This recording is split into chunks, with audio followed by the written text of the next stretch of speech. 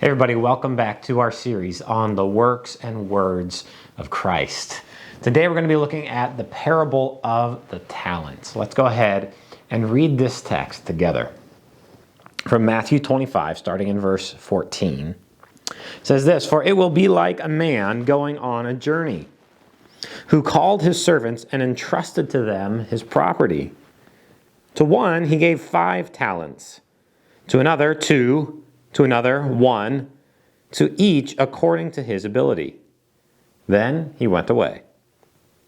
He who had received the 5 talents went at once and traded with them, and he made 5 talents more.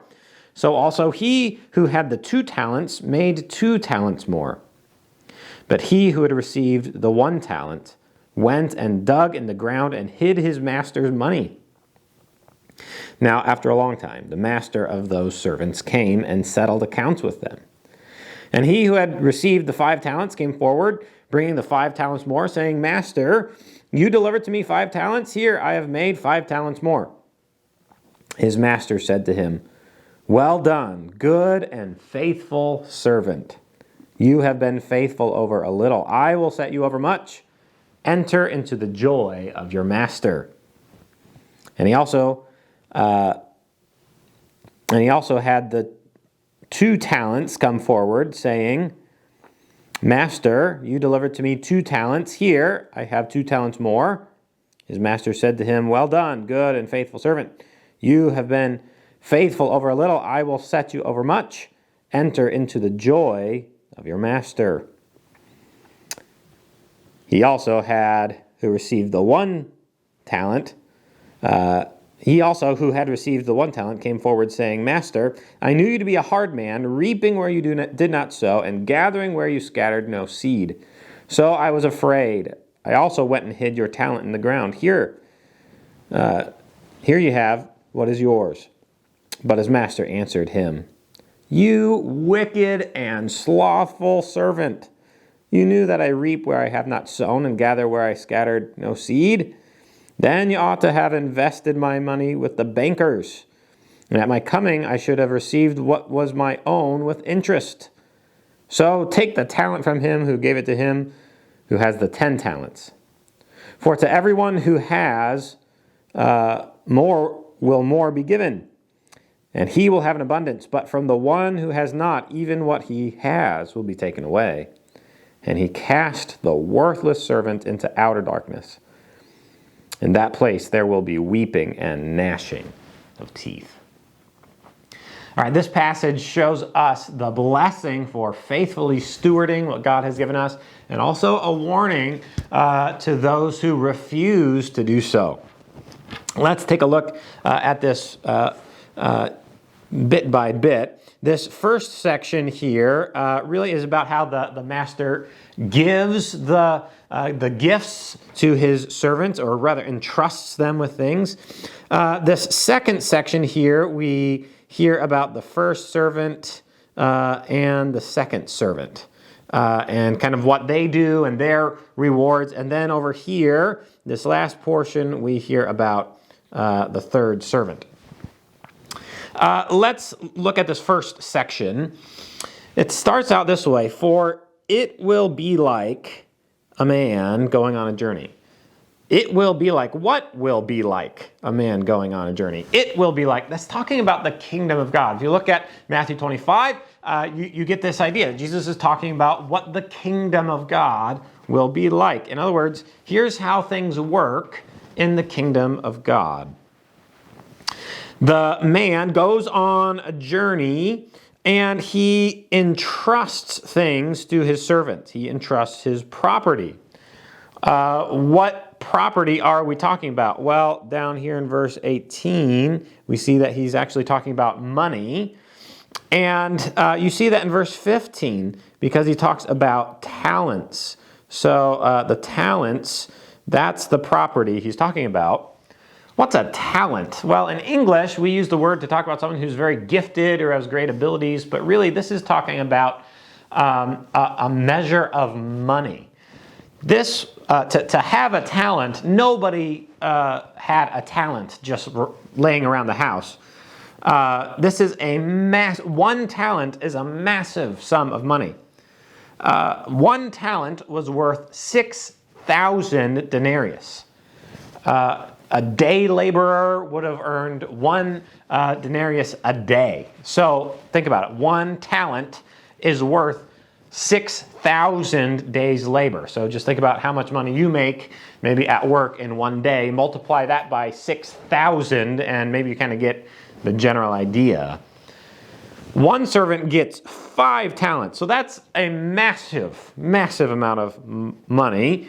Another gets 2 and another gets 1. It's interesting, each according to his ability. And then he goes away. The master goes away on his journey. By the way, that is how things work in God's kingdom. God gives different gifts to different people, and he has the prerogative to do so. The next portion, 16 through 18, we read what the different servants do with their money. The first, second, and third servants, first servant, second servant, third servant. The first, he goes at once and he trades with the money, and he makes 5 talents more. So he's very successful. He immediately goes at once, and he works. The second also, who had the 2 talents, he also worked with them, and he made 2 more.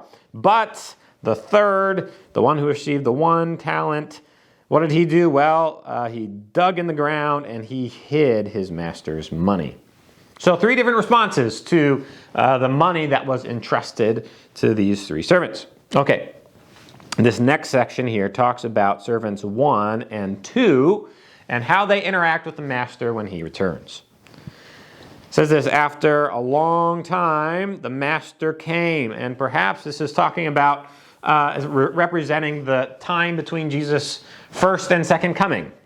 Jesus is kind of like the master who comes, and he leaves, and he returns. Well, the first servant interacts.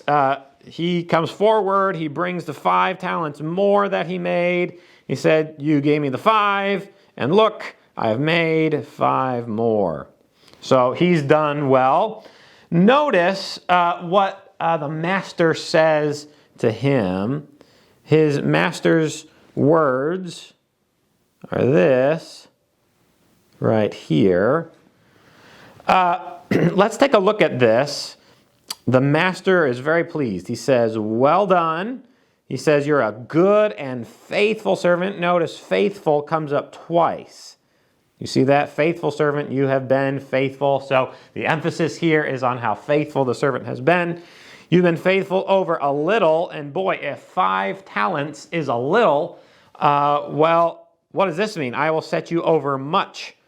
And he says, enter into the joy of your master.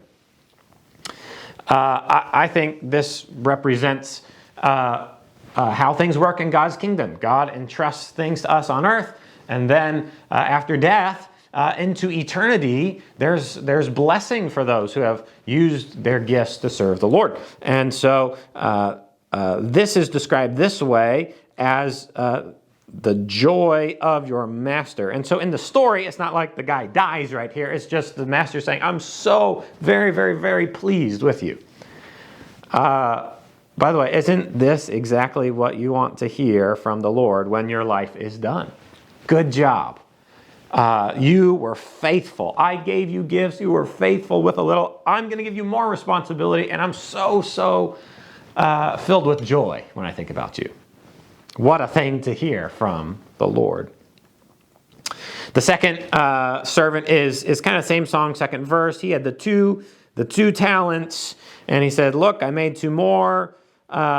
But again, it's important, I think, that we see the words of the master to him. And kind of the same thing. Well done. You're faithful. Enter into the joy of your master. So there we have the first and second servants get their response. And so you see here the words of the master. The words of the master. And then we come to the third servant, and he didn't do so great. Just notice this here from verses 26. Let's see if I can mark it here. Verse 26 all the way down to verse 29. These are the words to the third servant. So you see how he gets quite a bit more spoken to him than the other servants did. And that's because he's kind of in trouble. So let's look at how this goes. He comes to the master and he kind of actually accuses the master of some things. I knew you to be a hard man. And then it's interesting, his words here. Reaping where you did not sow, gathering where you scattered no seed. Now imagine you're a farmer, and you're the kind of farmer that you harvest your own crops, and then you look at your neighbor's field and you harvest his field. That's reaping where you didn't sow and gathering where you didn't scatter seed. And so he's basically kind of accusing the master of being hard and a thief. So that thinking about his idea of what is the master like, that leads him to a conclusion. He's afraid. That's why I went and hid your money. But here you go. Here you have it. Take what's yours. Now, on one hand, what's the problem here? I mean, he's giving the master his money back. Well, here's the problem. The master didn't give the money to the servant for safekeeping. The master could have gone and hid the money in the ground himself if he wanted to. That's not what's going on here. No, the master gave the money to the servants because he wanted them to invest. He wanted them to use the money.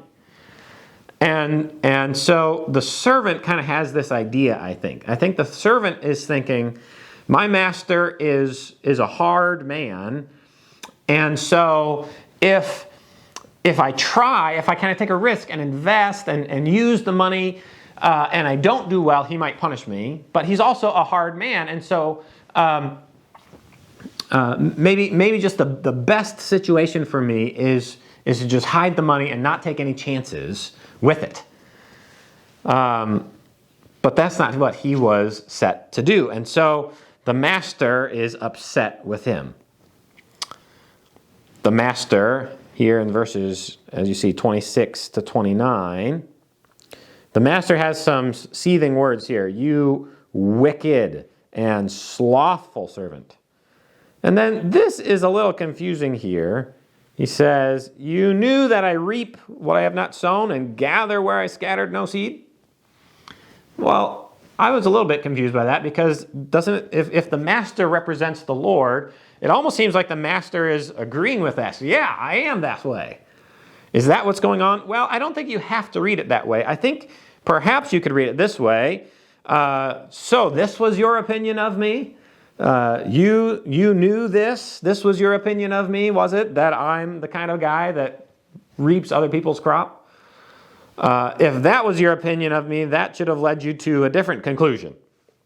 We could read it that way. Another point maybe to make is that the parables, we got to be careful with parables.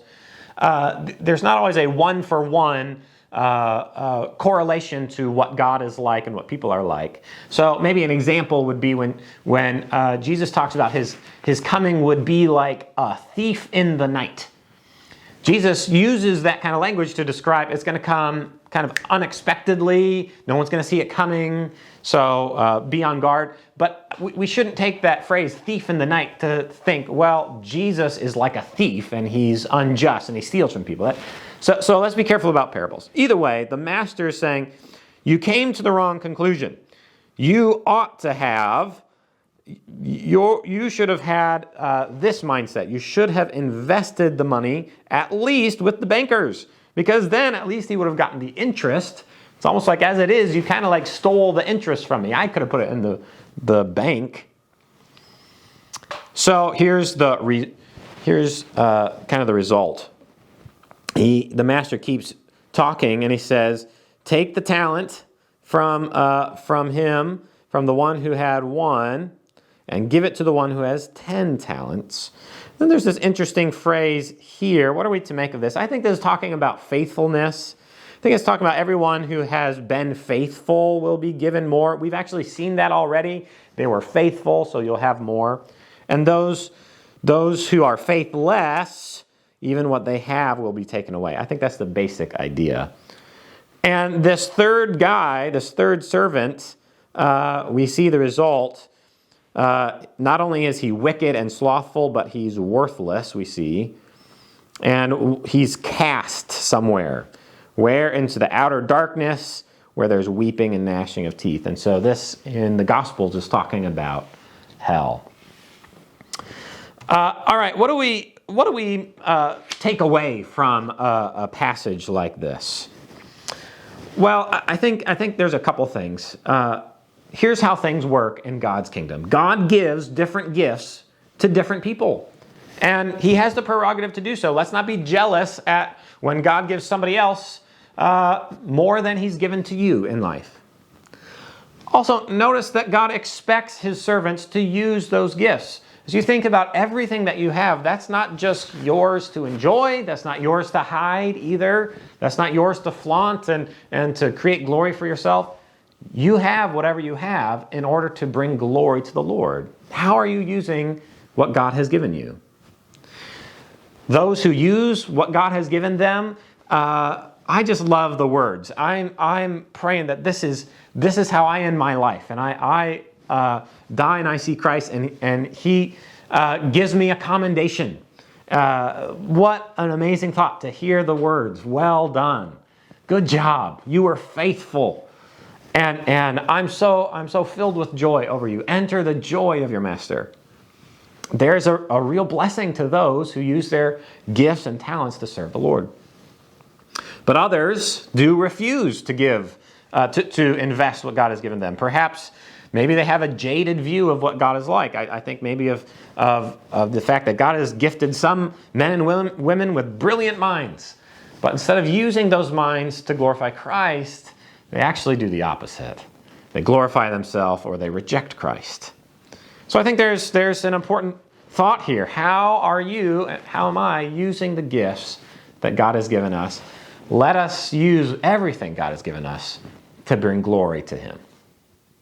All right, guys, thanks so much for joining us this week, and we'll see you again next time.